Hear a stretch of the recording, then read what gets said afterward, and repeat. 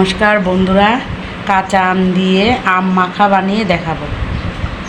আমি 3টি কাঁচা আম নিয়েছি। এখন একটা গ্রেটারের সাহায্যে গ্রেট করে নেব। একটা শুকনো লঙ্কা পুড়িয়ে নিয়েছি গ্যাসের চুলায়, একটা লেবু পাতা,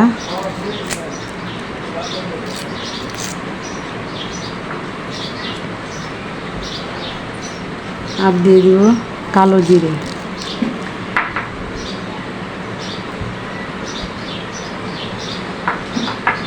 দিয়ে দিব লবণ,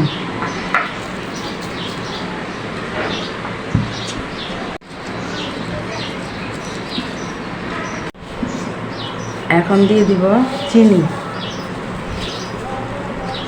আমি সব কিছু ভালো করে মেখে নিব। এখানে আমি কিছু পরিমাণ দুধ দিয়ে দিই। প্রচণ্ড গরমে এইভাবে কাঁচা আম দিয়ে আম মেখে খেয়ে দেখবেন বন্ধুরা, অনেক ভালো লাগবে।